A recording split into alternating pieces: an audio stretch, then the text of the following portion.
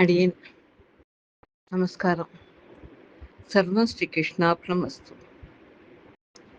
இந்த உலகத்து விஷயங்கள் நம்மளை எப்படியெல்லாம் இழுத்துன்னு போறதுங்கிறத நம்மாழ்வார் அப்படியே நொந்து போய் பாசுரங்கள் பாடியிருப்பார். அவ்வளோ அனுபவிச்சிருப்பார். முதல் பாசுரத்திலேயே எப்படி ஆரம்பிப்பார்னா, நன்னாதார் முருவலிப்ப நல்ல உற்றார் கரைந்து ஏங்க அப்படின்னு ஆரம்பிப்பார். நல்லவாழ்லாம் கரைஞ்சு ஏங்கி போறா, கஷ்டப்படுறா. நன்னாதார், ஒன்ன நன்னாதவா, ஒன்னு நினைக்காதவா, எவ்வளவோ தீம்பு எல்லாம் பண்றவா, அவள்லாம் நன்னா வாழ்ந்துட்டு இருக்கா. நம்ம மனசுல எப்பவும் அந்த கேள்வி வரும் இல்லையா, அவன் அவ்வளோ கெட்டவனா இருக்கானே, அவன் அவ்வளோ நன்னா வாழ்க்கை வாழறானே, நான் இவ்வளோ பெருமாள் பெருமாள் பெருமாள்னு உருகி போறேனே, ஆனா நான் இவ்வளவு கஷ்டப்படுறேனே. பகவான் கிட்ட கேட்பார், இது என்ன உலக இயற்கை? நன்னாதார்லாம் அவ்வளவு நன்னா வாழறா, ஒன்னு நினைச்சிட்டு இருக்கிறவா நலிவு விட்டு கஷ்டப்படுறா, இது என்ன உலக இயற்கை? இந்த உலகத்துல என்ன இருக்க வேண்டாம், நீ என்ன கூட்டுக்கோ. அப்படிதான் எல்லா பாசத்திலையும் கேட்பார். இதுல ஒரு பாசுரம், கொள் என்று கிளர்ந்து எழும் பெரும் செல்வம் நெருப்பு. இந்த உலகத்துல இருக்கிற பெரிய பணக்காரன் தானு அப்படிங்கிறது, ஏழைகள்லாம் பணம் இல்லையேன்னு தான் ஏங்குவா. பக்தி இல்லையேன்னு யாருமே நம்ம ஏங்கறது இல்லை. எனக்கு பணம் இல்லையே, எனக்கு வசதி இல்லையே, இதுதான் ஏங்குறோம்.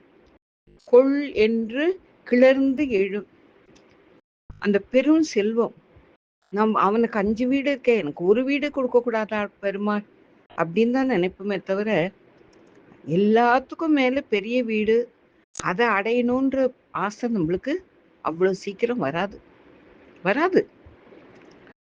அந்த மாதிரிதான் இந்த உலகத்தினுடைய மாயம். கண்ணன் கீதையில சொல்றான், நான் ஒரு மாயையினால எல்லாரையும் அப்படியே மறைக்கிறேன்.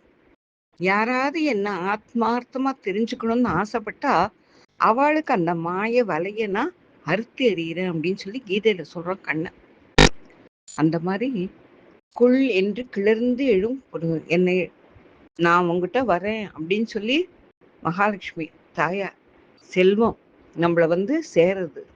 அப்படி வந்தா என்ன ஆகும்? நம்மளுக்கு திடீர்னு ஜாக்பாட் அடிச்சுட்டுனா, திடீர்னு நம்மளுக்கு நிறைய பணம் வந்துருச்சுன்னா என்ன பண்ணும்? நம்மளுக்கு கொள் என்று தமம் மூடும் இவை. தமம்ங்கிறது தூக்கத்தை குறிக்கும். இந்த இடத்துல தமம்ங்கிறது எப்படி குறிக்கும்னு கேட்டாக்க, இந்த இடத்துல நம்மளுடைய நல்ல எண்ணங்கள் எல்லாத்தையும் அப்படியே மூடிடும். நம்ம கிட்ட இருக்கிற வேண்டாத அத்தனை பழக்க வழக்கமோ நம்மளுக்கு பணம் வந்தா சேரும். அதுக்கு பணம் இல்லாத கஷ்டப்படுறதுனா பணம் இல்லைங்கிற ஒரு இதோட போகும். அதுவும் அனாவசியமா நம்ம ஏன் கஷ்டப்படணும்? இருக்கிறதுக்கு ஒரு நிழல், அது வாடகை வீடோ சொந்த வீடோ, இருக்கிறதுக்கு ஒரு நிழல், தினம் மாத்தி மாத்தி கட்டிக்கிறதுக்கு ஒரு 4 செட்டு துணி, தினம் 3 வேளை சாப்பிடறதுக்கு சாப்பாடு, எங்கேயாவது வெளியில போயிட்டு வரணும்னாக்கா அதுக்கு வசதி. அதை மட்டும் பகவான் நம்மளுக்கு கொடுத்துட்டனாலே நம்ம திருப்தி அடையணும். ஆனா ஒரு நாளும் நம்மளால திருப்தி அடைய முடியாது. ஏன்னா இது கலியுகம், நம்மள மனுஷ ஜென்மங்கள். அதுதான் அதுல சொல்ற, கொள் என்று தமம் மூடும் இவை என்ன உலகம் இயற்கை. அந்த பணம் வந்துருத்துனா ஆடாத ஆட்டம் ஆடுறான். அப்பா என்ன ஆட்டம் ஆடினான் பணம் செய்யும். இப்ப பாரு எப்படி இருக்கான். எத்தனை பேர் சொல்ல நம்ம கேள்வி கேட்கிறோம். அது வள்ளலே மணிவண்ணா, உனது கடல் அதற்கு வரும் பரிசு. உன்னுடைய திருவடிக்கு நான் சேரணும், அதுக்கு கிஃப்ட். உன்னுடைய திருவடி கிடைச்சிருத்துனாக்க அது எனக்கு கிஃப்ட். வள்ளல் செய்து அடியேனை உனது அருளால் வாங்கு நீயே. வள்ளல் செய்து உன்னுடைய காருண்யத்தால, உன்னுடைய சௌசல்யத்தால, உன்னுடைய சௌபாக்கியத்தால, உன்னுடைய கருணையால செஞ்சு என்னை வாங்கு நீயே, உனது அருளால் வாங்கு நீயே. நீயே அருள் பண்ணினியானாதான் உங்ககிட்ட என்னால வர முடியும். இல்லைன்னா என்னால வர முடியாது. எனக்கு இந்த உலகத்து செல்வத்துல ஆழ்ந்து போயிட்டேனாக்க அப்படியே எல்லாத்துலயும் எல்லா நல்ல விஷயத்திலையும் என்ன மூடிடுறது. தமம் மூடும். எல்லா நல்ல விஷயமும் நம்மளை விட்டு போயிடும். திடீர்னு நம்மளுக்கு பணம் வந்துருச்சுனாக்க என்ன நம்ம பண்ணாதது எல்லாத்தையும் அனுபவிச்சு பார்த்தணும். இத்தனை நாள் அனுபவிக்காது எல்லாத்தையும் அனுபவிச்சு பார்த்தணும். எல்லாத்தையும் அனுபவிக்காது என்னத்தை அனுபவிக்க போறோம்? அதனால என்ன பலன்? அதனால அவன் கொடுக்க போறானா? அவனுடைய திருவிடி கொடுக்க போறானா? அதை சிந்திக்கிறதுக்கே விடாது மனசு. இப்படி அவர் புலம்புற ஆழ்ந்து போய் அந்த ஜனங்கள்லாம் இவ்வளோ கஷ்டப்படுறாளே, பணம் பணம் பணம்னு ஓடுறாளே, கொஞ்சம் கூட பகமா அப்படின்னு நினைக்க மாட்டேங்கிறாளே அப்படிங்கிறத ரொம்ப அந்த பாசுரங்கள் அப்படியே அனுபவிச்சிருப்பார். கண்ணா, எனக்கு இந்த உலகம் வேண்டாம், என்னை கூவிக்கொள், உன் அடைய முடியாத உன் திருவடிக்களை எனக்கு கூட முடியாத உன் திருவடிக்களை கூட்டிக்கோ அப்படின்னு சொல்லி அவ்வளோ அனுபவிச்சிருப்பார் ஆழ்வார். அது அமிர்த நஞ்சினில வேதாந்த தேசிகர் எப்படி சொல்றான்றது பார்க்கலாம்.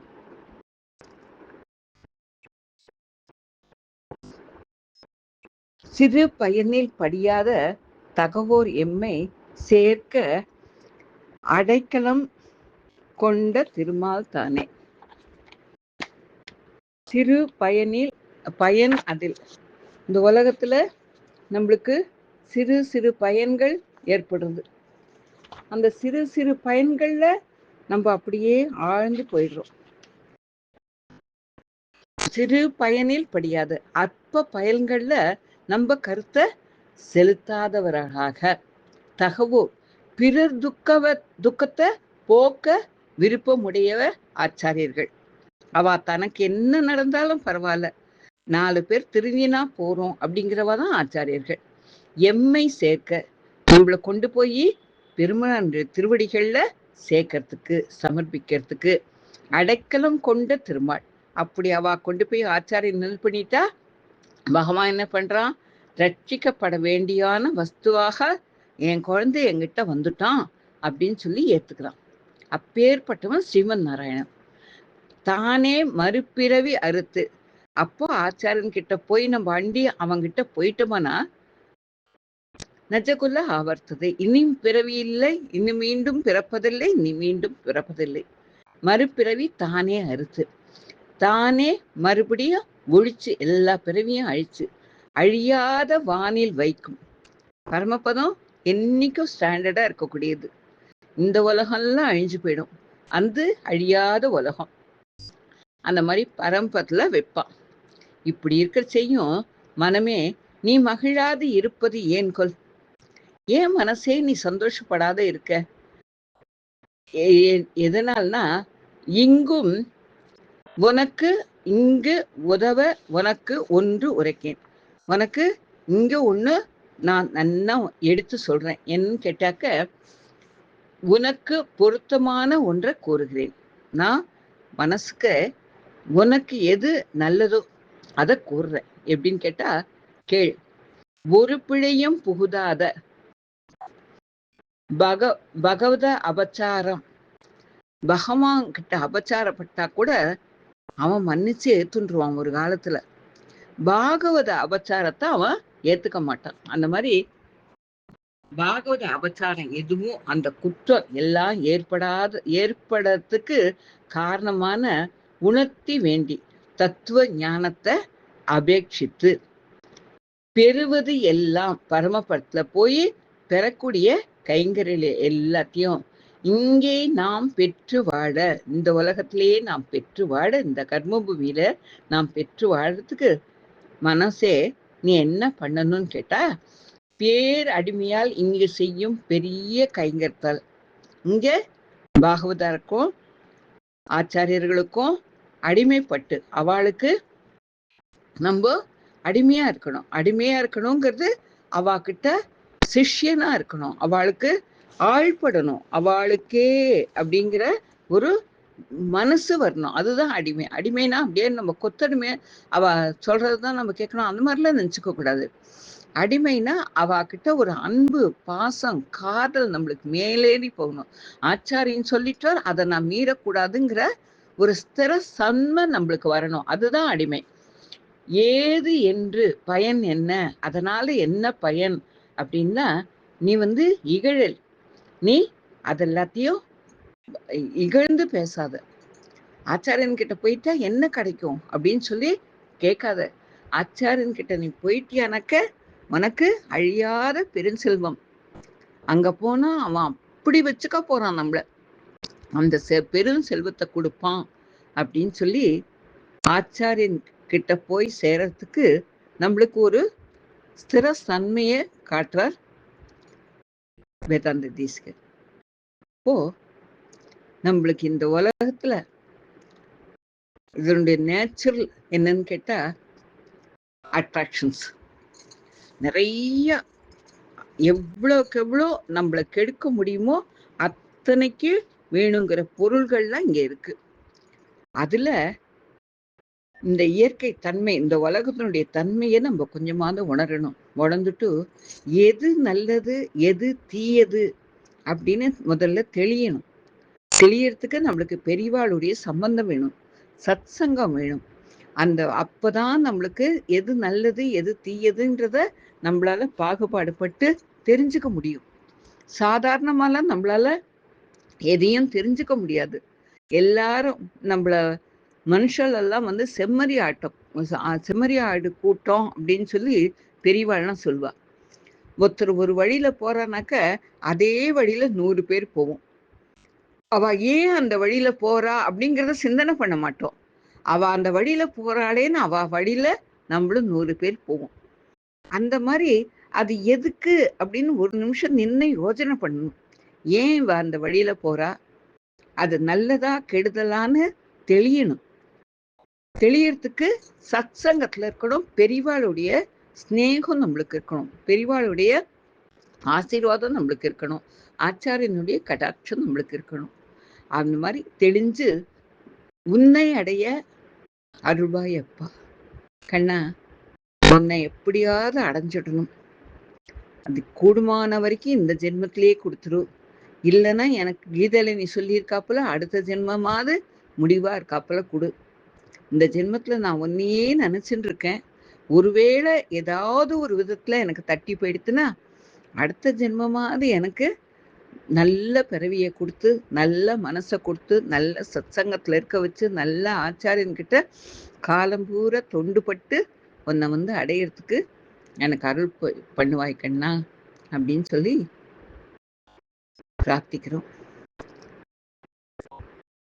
அடியேன் ஏன் தினம் தினம் தினம் ஆச்சாரியனே சொல்றேன், ஏன் தினம் தினம் பரமபத்தியே சொல்றேன், வேற சாப்டரே கிடையாதா, வேற விஷயமே கிடையாதா சொல்றதுக்குன்றா.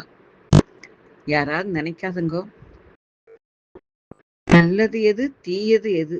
நல்லது நம்மளுக்கு பரமபதம், தீயது இந்த உலக விஷயங்கள். இந்த உலக விஷயங்கள்ல எவ்வளோக்கு எவ்வளோ நம்ம ஒதுங்குறோமோ, பற்று அற்று, ஆசை அற்று, பாசம் அற்று, இது எல்லாத்தையும் விடணும்னா நம்மளுக்கு மனசுல ஒரு ஆசை வரணும். என்ன ஆசை வரணும்?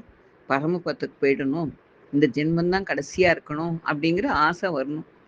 அந்த ஆசை வரணும்னா என்னைக்காவது ஒரு நாள் ஆச்சாரியனை போய் சேவிக்கணுங்கிற ஒரு எண்ணம் வரணும். அதெல்லாம் வரணும், உங்க எல்லாருக்கும் சித்திக்கணும், நம்ம எல்லாருக்கும் சித்திக்கணும். என்ன அடியேன் மட்டும் பெரிய மேதாவியான, அடியேனுக்கும் சித்திக்கணும். வரநியாசம் வாங்கிட்டுட்டோங்கிறதுக்கோசரம் நிறைய பேர் நம்மள வரநியாசம் வாங்கிட்டு இருக்கோம், அடியேனை உள்பட. வரநியாசம் வாங்கிட்டுட்டோங்கிறதுக்கோசரம் மனசை அப்படி இப்படி செலுத்தக்கூடாது. வரநியாசம் வாங்கிட்டுட்டா இன்னும் கொஞ்சம் பெருமாளை ஜாஸ்தி நினைக்கணும், இன்னும் கொஞ்சம் ஆச்சாரியன் சம்பந்தம் ஜாஸ்தி இருக்கணும், இன்னும் கொஞ்சம் பாகவத சம்பந்தம் ஜாஸ்தி இருக்கணும். ஏன்னா நம்மளுக்கு அந்த பழைய வாசனை, இத்தனை நாள் நம்ம வாழ்ந்தமே அந்த வாசனை நம்மளை துரத்திண்டே வரும்.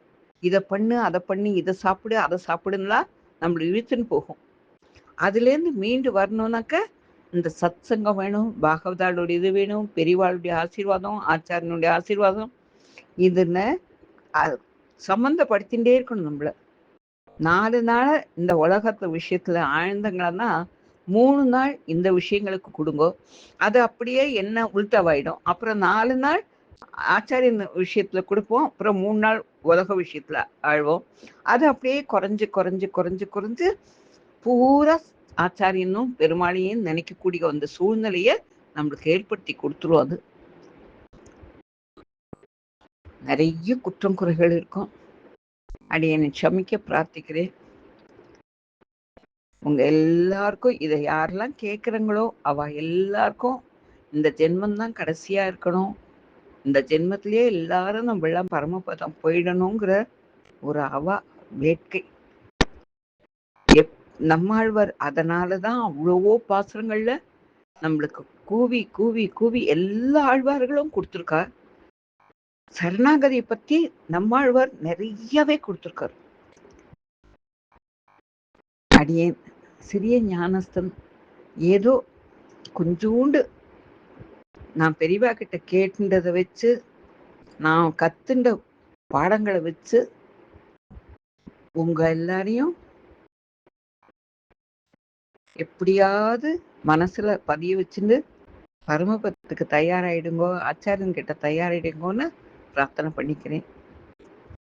சர்வம் ஸ்ரீ கிருஷ்ணார்ப்பணமஸ்து. அடியேன்